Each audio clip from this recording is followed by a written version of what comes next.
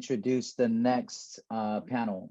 This next presentation is entitled Biba.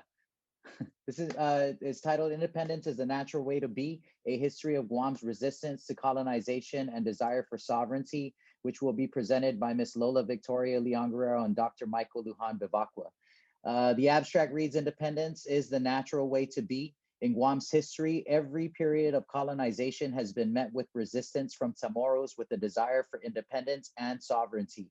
In this presentation, the co-chairpersons for the Independence for Guam Task Force will provide a brief history of this resistance to colonization and desire and the desire and need for decolonization that persists. They will also illustrate how independence is the next logical step in Guam's political evolution. Independence is the most equitable way to engage with other nations without being made subservient to them or prioritizing their needs over our own. This presentation will share how achieving sovereignty will allow the people of Guam to join our mañe'lu across the Pacific and the world as an independent nation. Dr. Michael Lujan Bevacqua, Familia en Cabezas and Bitut, taught Guam history and Chamorro language at the University of Guam for 10 years and helped found its Chamorro Studies program, which is the only one of its kind in the world. With his brother Jack, they run a creative collection called the Guam Bus that published Chamorro language books, comics, and learning materials.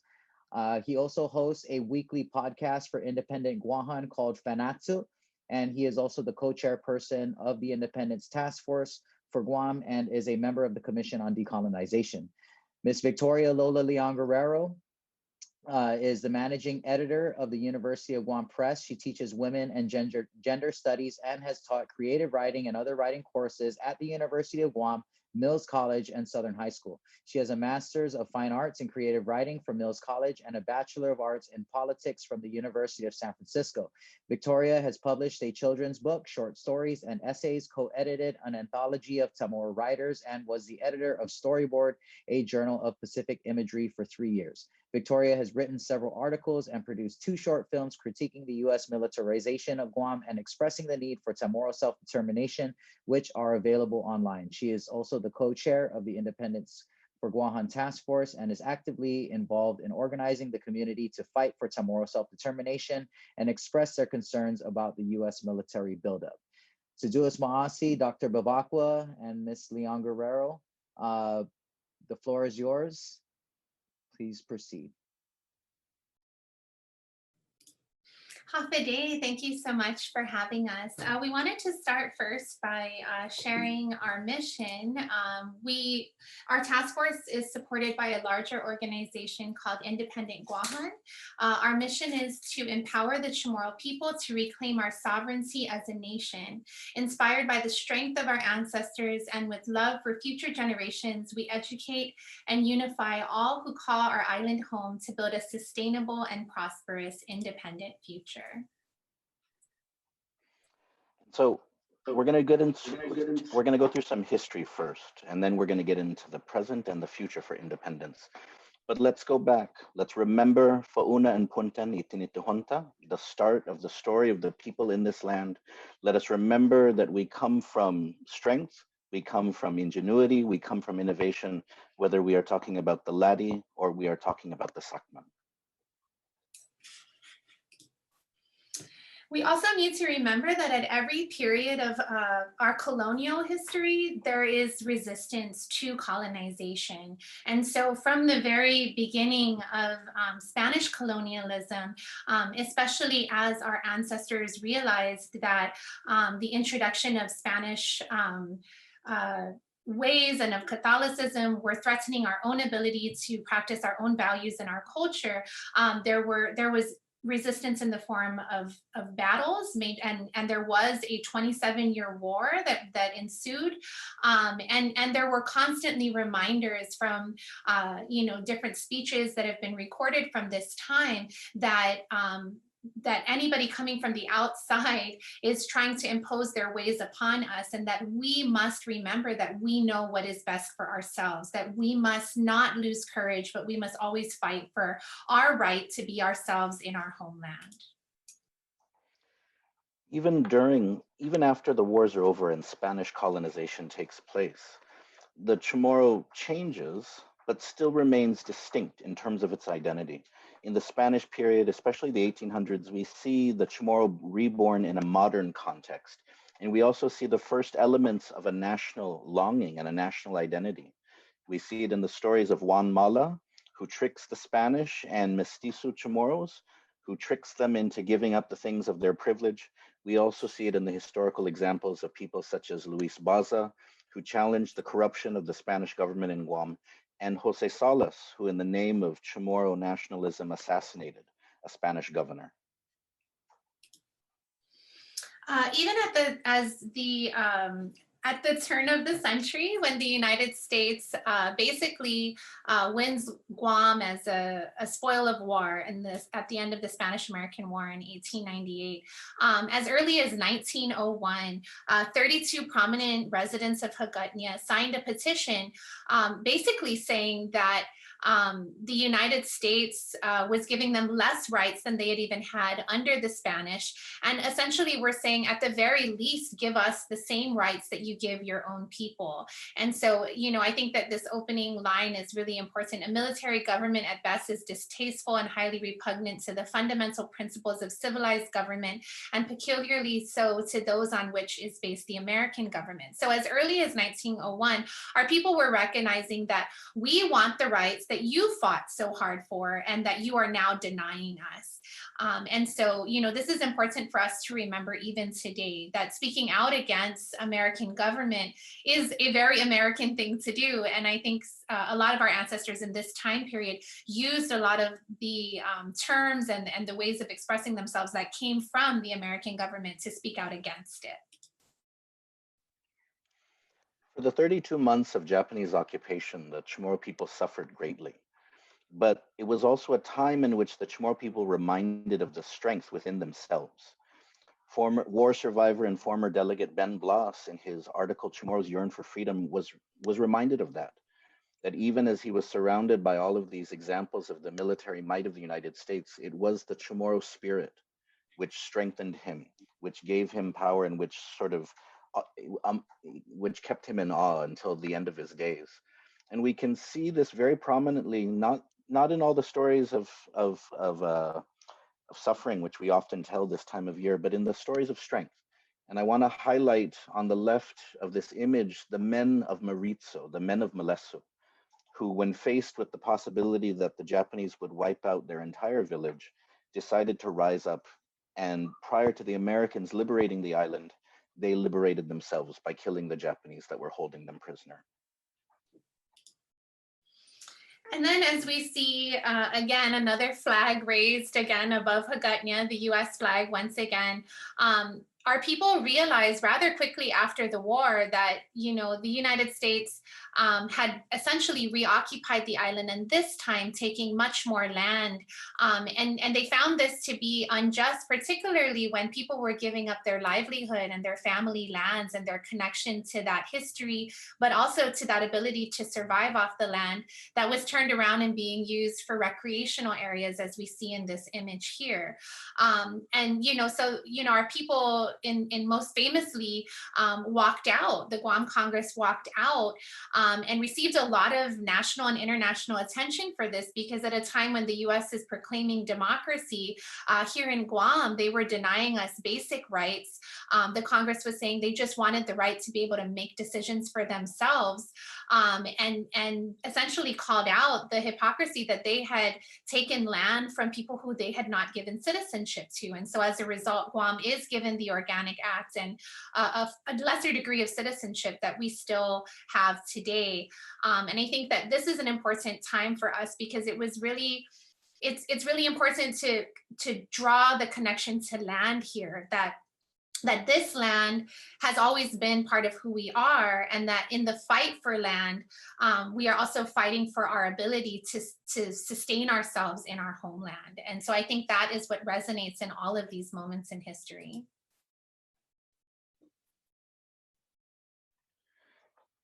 And next slide. In moving into the contemporary moment, moving into the contemporary time, we see Guam, we see the Chamorro people stuck in an American context, but constantly seeing the evolving international world around them.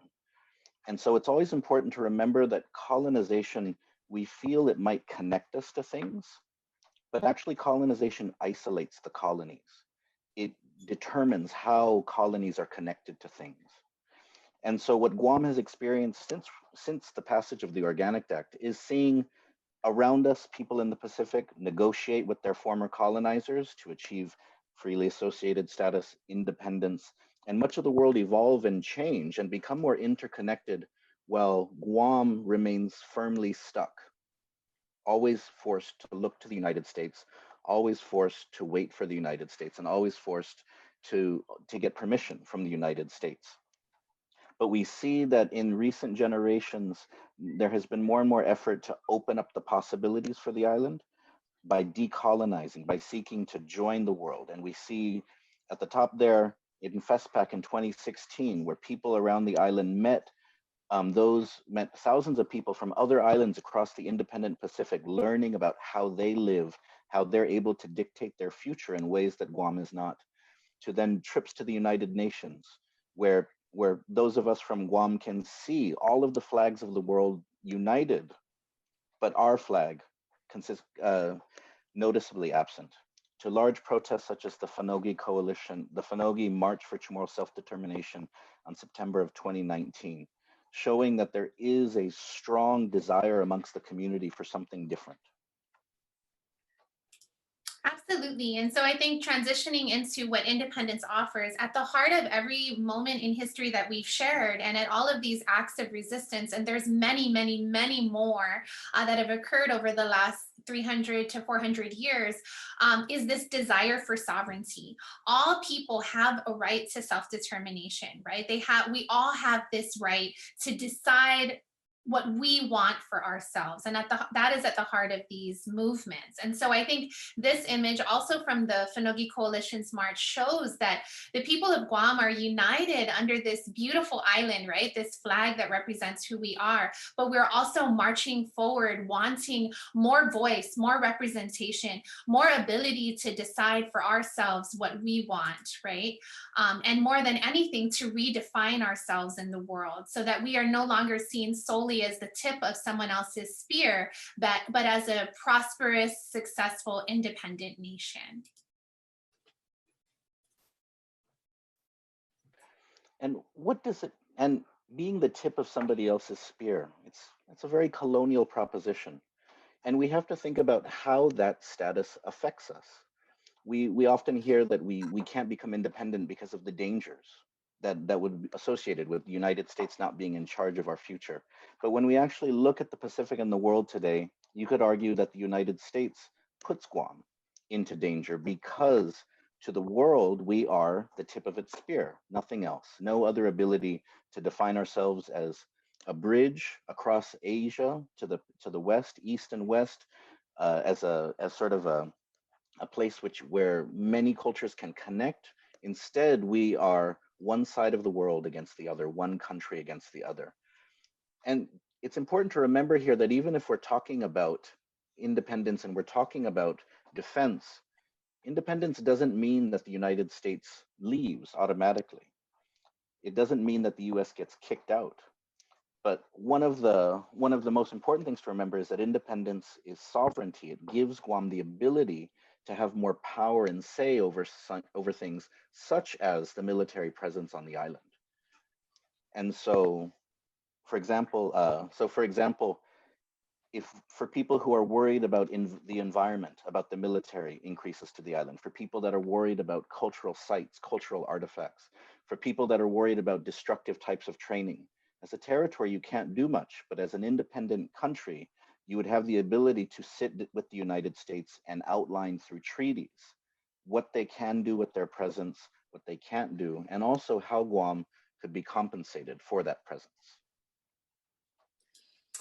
And so pictured here is one of my heroes, our true lanchera, si Jessica Nangauta, reminding us that an independent Guahan has the potential to maximize our resources through sustainable farming and fishing and being able to once again feed ourselves from our land. We have to remember that prior to the war, we were able to sustain ourselves, and through the war and even immediately afterwards, not just feed our entire community, but all of the soldiers that had been here. And so while it may not be possible to entirely return to a completely be reliant on farming, there's a lot of efforts already taking place that show that it can sustain us, that it is really important for us to think about how do we grow our economy here, right? And I think that even in these COVID times, like really recognizing that it is important for us to be able to take care of ourselves once again here in our homeland and not be reliant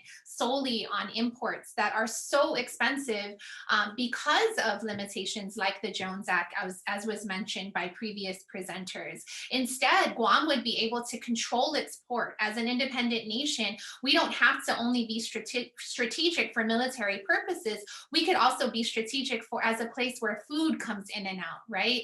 And from closer to us. If our food was coming from closer to us from our region, those food options would be healthier, fresher, and much more affordable. And we would be able to develop an industry around that importing and exporting once again, as was done before the restrictions that were placed on us when our identity was sort of taken and shifted to be this tip of the spear. It cut us off. It cut our borders off to actually receive the food that we need from places closer by because of quote unquote security risks and the US's interests. And so it's really important to imagine that as a people, we've not only been able to feed ourselves, but heal ourselves from these lands, and that through independence, we'd be able to not only establish new relationships with trade in the region, but we'd also be able to begin again to find healing in our very own lands and to be able to live happier and healthier lives by remembering that not too long ago, the things that are killing us, the diabetes, the heart disease, the strokes, the cancers that are killing us today were not prevalent just 70 years ago. And so how can we return to some of those lifestyles and still build an economy around that, still sustain ourselves, employ ourselves, and live a happier life? And the pandemic has been a time where a lot of people have argued that sort of there shouldn't be any decolonization because of the federal money which has come into the island. But actually, when in moments of crisis like this, it is an important time where you should reflect, because the structure of your political reality is revealed in times of crisis. And as was mentioned by Melvin earlier, people had a desire to shut down the island, to close off the island, to protect themselves. But as a territory, you don't get to do that. That's a sovereign power. But what we saw is that other islands around us in the independent Pacific had that ability, where they could balance it out and say, given our limited healthcare resources, should we shut down to protect ourselves? Guam didn't have that option. And there's times when we all feel that being connected to the United States, being its territory, is a benefit, is a bonus. But as we see now and for the near future, being a footnote to the United States means that we get associated with the coronavirus. It will actually hurt us in terms of trying to rebuild a tourism industry, because you can't erase the stigma of being part of the United States, which is the hottest, most dangerous place in the world for the coronavirus. And so looking to the future, having that ability to make the basic choices about what is best for our island. Absolutely. And so we always remind people that independence does not mean isolation. Instead, it allows Guam to enter a network of global interdependence as an equal partner rather than a possession of another. That our relationships with all the countries around us and in the world would be equal, that we would be able to set the terms of those relationships. We must remember, as the late Senator and Speaker Ben Pangilinan reminds us, we once mastered the navigation of the seas. Surely we can determine our political future. Sorry, we survived a world at war. Surely we can build an economy which leaves no hardworking families behind. We are the inheritors of an ancient land. Surely we can leave this place better than when we found it.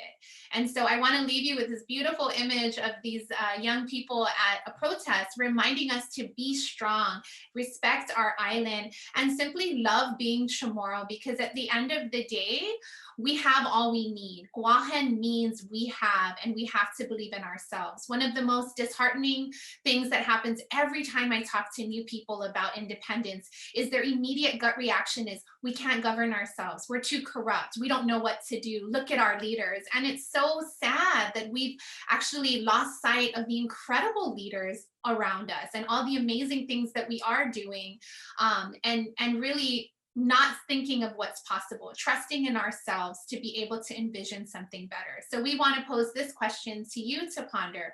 What does a successful independent Guahan look like to you? What do we have that you think will lead us into a better future? Si Diyos maasi for listening. Si Diyos maasi. Woohoo, we did it under 20 minutes. Maasi. We were really trying to keep it in 20 minutes. I will tell you that's normally an hour-long presentation. Oh, I've seen it. Okay, thank you, Sola. Thank you, Dr. Bevacqua. We appreciate your time and energy. There weren't a whole lot of questions that have been coming in, but what I'm going to do is circle back to some of the earlier questions that did not get addressed. Some of these will definitely be relevant to your presentation. Jessica Nangalta asked earlier, this was really more for statehood, but I think it definitely applies in some aspect. The question is, so do you believe that we would be treated fairly as citizens and human beings with rights only if we are states, but not as territories? Currently, there are major human rights violations already. Even though this question is really more addressing statehood and we didn't get there, I think it is important for to give you folks an opportunity to address how you think independence would impact these human rights violations that she's speaking of. Well, just real quickly, because Dr. Underwood put a quote from F.B. Leon Guerrero in the comments. But... Oh, and so I did want to address that, because that's one of the lesson that has been learned sort of over time, is that for F.B. Leon Guerrero and his generation, the feeling was, of course, that to improve their status, they needed to become U.S. citizens, because they didn't really think that there was many other options out there. And they thought that if they became, and it's in the debates over the Guam Congress walkout, if they became citizens, they would be treated with respect by the United States. Carlos Taitano, the late Carlos Taitano, says as much. Once we're part of the family, we will be treated with respect. But what they soon learned after the war was that being a US citizen, but being part of an unincorporated territory on the other side of the world, means you're not going to be respected. It means you're still going to be forgotten. It means you're still going to be ignored. It means the US is going to overrule your interests and not even care about what your interests are, whether it's cockfighting, the Jones Act, Letexan, or anything. And so I think that what F.B. Leon Guerrero eventually learned, and others in his generation, what they learned is that Guam needed to do more and should have more freedom. That 70 years ago, being a US citizen and being a territory of the US seemed like a great deal. But now when you look at the world, Guam is already larger than about a third of the world's countries. Even as we are now, we are already larger than a fair amount of countries out there. And that there are countries in the world which are the same size as Guam, and they are the richest countries in the world. And so looking to the future, we are capable of more than what our grandparents and great-grandparents believed was the best path. Thank you. Okay, just to reference, the question from Dr. Underwood reads, for those of you who missed it, FBLG, who was one of the feistiest Chamorro leaders, yet Tunkiku said, quote, "There is only one ism in Guam, and that is Americanism." And he asked the question, why would he say that? But I think you addressed. I know why he said that, but we can go to another Go. question. Or, I mean, Okay. he said I it do because want to address Jessica's question real quick, and I think Sure. that you know, for Guam with such little voice as you know in now and little to no voice and no voting representation, it has been harder for us to fight for our rights and to seek justice in terms of contamination, land takings, destruction of historic places that are so important to us. And as we saw with the Davis case, right, when the case was presented so clearly and it just continued to fail within the federal legal system. And so I think that we have been shown time and time again, especially now as an unincorporated territory, but even if we achieved statehood, that our voice would still be so small and overlooked because of the distance. And I think that as an independent nation, we have a louder voice on a larger stage, and we have the ability to advocate for ourselves in International Court of Justice, which now we have to be sponsored to be able to do. So there are many ways that we could seek legal recourse outside of the United States, which has clearly ignored these issues for far too long. Thank you. There was oh, and here, sorry. I know I saw a question earlier about sort of the likelihood of statehood. And so it is relevant for statehood, but it's also relevant for our issue, is that there's the rule of two. If you're a Star Wars fan, you know what the rule of two is. But the states tend to go by rules of two, which means that they get added two at a time. Now, that's historically been the case.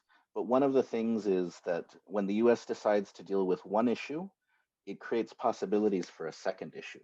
Sometimes they prevent it. But what we see, for example, is that in the 1930s, when the US was dealing with Commonwealth for the Philippines, it created possibilities for people like F.B. Leon Guerrero and B.J. Berdalio to go and actually gain support for citizenship and civil rights for CHamorus. It hadn't really been earlier, but when the US was dealing with one issue, it might be able to deal with another issue that's closely related.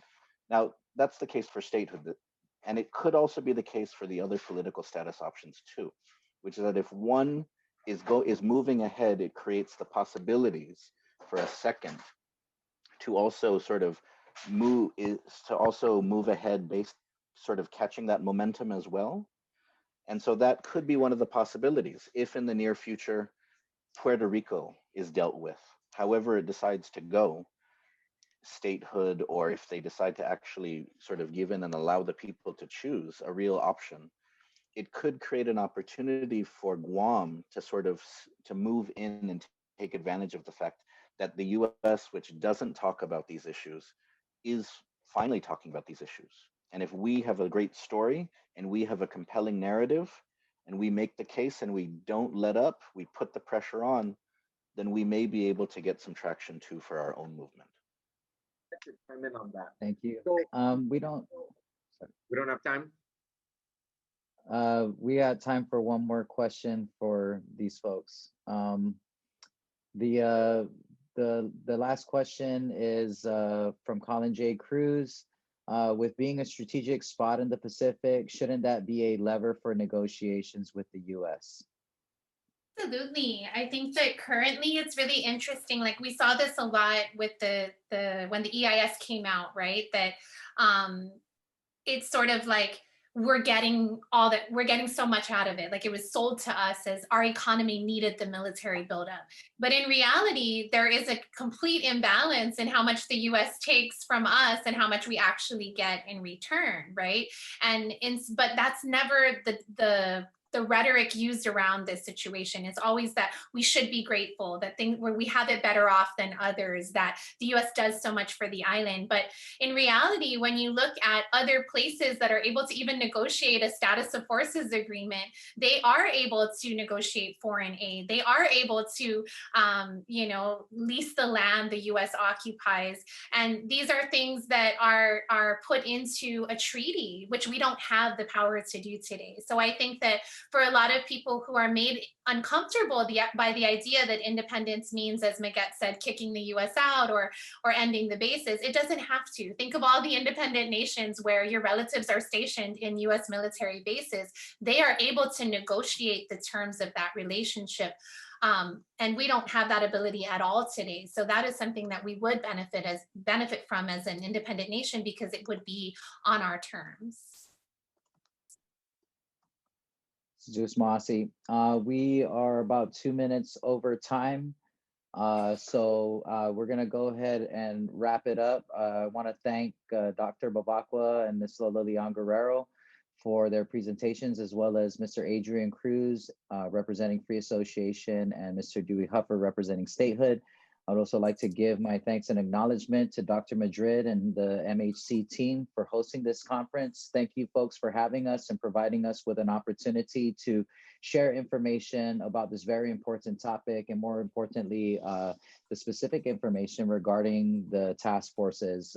There was a post earlier that gave all the information for each of the task forces, as well as the Commission on Decolonization. If you would like to connect with us on social media or via our website or reach out and volunteer, all of the task force members are volunteers. And so we really appreciate the work and commitment that they give to us, but we definitely need help. And this has to be a community effort. There was a comment earlier about that all of these are better than status quo. I agree. Status quo must go. That's my personal theme. Status quo must go. So I think it's a very important aspect to the conversation. It's not just enough for us to learn about these statuses, but also what does the status quo entail? I think a lot of people really are unaware of the way that the status quo impacts us on a daily. So we encourage you to connect with our office. We encourage you to connect with our task forces, and we absolutely welcome your support and anyone who is interested in volunteering. So Dus Masi Toda Samzu, thank you for having us. We hope to engage with you again soon.